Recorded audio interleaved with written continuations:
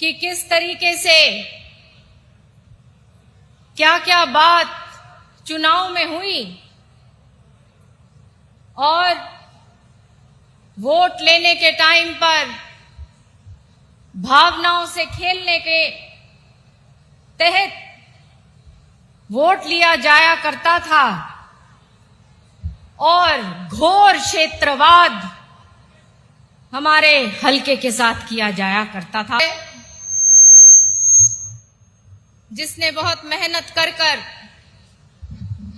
अपनी पहचान बनाई और ये हलका कभी भी चौधरी बंसीलाल को नहीं भूल सकता। चौधरी बंसीलाल ने ऐतिहासिक लिफ्ट इरिगेशन स्कीम को लागू किया और इस हलके में एक जीवन रेखा के रूप में वो सारी कैनाल्स ने काम किया।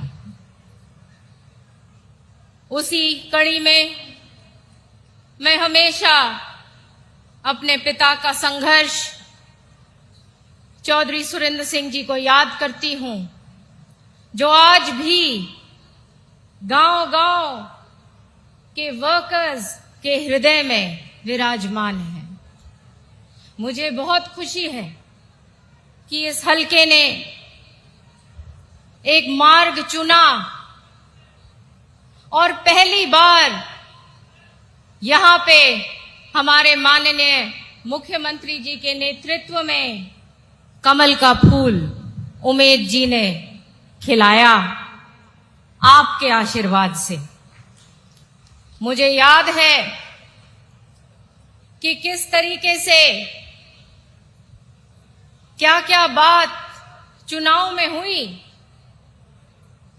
और वोट लेने के टाइम पर भावनाओं से खेलने के तहत वोट लिया जाया करता था और घोर क्षेत्रवाद हमारे हलके के साथ किया जाया करता था। आपको याद है ना, चाहे सड़क की बात हो, चाहे नहर की बात हो, चाहे गांव-गांव में विकास और प्रगति की बात हो, इन चीजों को कभी नहीं भूलना। मुझे याद है कि किस तरीके से संघर्ष कर कर बाडड़ा का महिला कॉलेज बनाया था और किस तरीके से सरकार होते हुए केवल क्षेत्रवाद के कारण बाधाएं डाली गई थी। लेकिन आज वो स्थिति नहीं है। आज हम सब हमारे माननीय मुख्यमंत्री जी के कुशल नेतृत्व में खड़े हैं, भाजपा के साथ खड़े हैं और उसका ये नतीजा है कि विकास और प्रगति एक बार फिर जबरदस्त गति पकड़ चुकी है। आज एक बहुत बड़ी योजना के तहत माननीय मुख्यमंत्री जी ने यहां पे सिंचाई विभाग के तहत 32 करोड़ रुपए की लागत से मकड़ानी गांव की झील जो 2.5 एकड़ के ऊपर बनेगी और साथ के गांव जो हैं, जो मोड़ी, गोठड़ा और अन्य आगे जो गांव हैं, करीब 10,000 लोग की जो आबादी है, वहां पे ये ग्राउंड वाटर रिचार्ज करने का काम करेगी। ये बहुत बड़ी परियोजना है और यही नहीं, चीफ मिनिस्टर साहब ने अक्टूबर से जो जबरदस्त काम किया है, आपको मैं बताना चाहती हूं, 125 करोड़ रुपया इरिगेशन डिपार्टमेंट ने यहां के इरिगेशन के कामों के लिए, चाहे वो पाइपलाइंस हो, ड्रेनेज हो, सोलर सिस्टम हो, रिचार्ज वेल्स हो, नहरों को बनाना हो, जोड़ों को नहरों से कनेक्ट करना हो, इसके लिए 125 करोड़ की लागत से जिले को दिया है। मुझे याद है सीएम साहब, सतगामा और ये तमाम एरिया, हमारे एमएलए साहब बैठे हैं, और ये भी हमेशा जिक्र करते रहते हैं, उमेद जी भी, कि किस तरीके से वहां पे जल भराव के कारण तमाम पानी की वजह से भूमि खराब हुई और लाख कोशिशों के बावजूद भी उसकी देखरेख नहीं करी गई। और जब दूसरी सरकारें थीं, क्योंकि पुराना मुद्दा है, तो पड़ोस के क्षेत्र में बिल्कुल सटे हुए गांव जो लगते थे वहां पे सॉल्यूशन निकाल दिया, लेकिन हमारे इस तरफ के गांव को छोड़ दिया। ये आपने संज्ञान लिया है और आपके मार्गदर्शन में अब ये काम होने जा रहा है। यही नहीं, यहां के लिए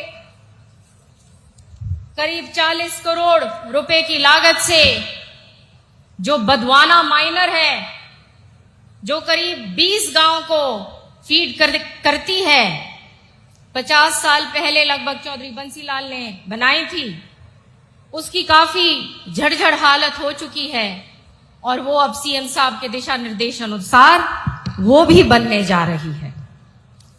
मैं आज एक और बात जो हम कहूंगी कि हमने चुनाव लड़ा था माननीय मुख्यमंत्री जी के नेतृत्व में और एक बहुत बड़ा वादा किया हमारी मातृशक्ति के साथ कि लाडो स्कीम को लागू किया जाएगा, 2100 रुपया हमारी महिलाओं को, हमारी माताओं को दिया जाएगा। जैसे प्रधानमंत्री जी हमेशा कहते हैं कि हमारी मातृशक्ति सशक्त हो।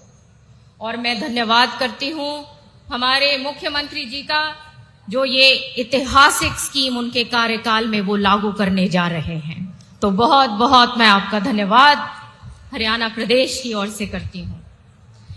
यही नहीं, आंगनवाड़ी की जो हमारी बहनें हैं वो मेहनत करती हैं और मेरे से वो मिली, उन्होंने अपनी बातें बताई। उनमें से ये एक बात थी कि जब प्रदर्शन उन्होंने किए तो एफआईआर्स काफी रजिस्टर हुए और चीफ मिनिस्टर साहब की अनुमति से मैं आपको बताना चाहती हूं कि वो सारे के सारे जो एफआईआर्स हैं उनको वापस लिया जा रहा है और दादरी जिले के लिए ही करीब 80 से अधिक वो एफआईआर्स हैं और पूरे हरियाणा में 652 के करीब है। तो ज्यादा ना कहते हुए मैं सबका धन्यवाद करती हूं। आप सब आशीर्वाद देने आए हैं सीएम साहब को और मेरे भाई उमेद का बहुत धन्यवाद करती हूं। मैं आपको बताना चाहती हूं कि हरदम विधानसभा में और वैसे भी हमेशा परिश्रम करते हैं। जो विभाग मेरे पास हैं हमेशा कोशिश करते हैं कि बात करें, लोगों की समस्याएं हल हों और बहुत मेहनत करते हैं।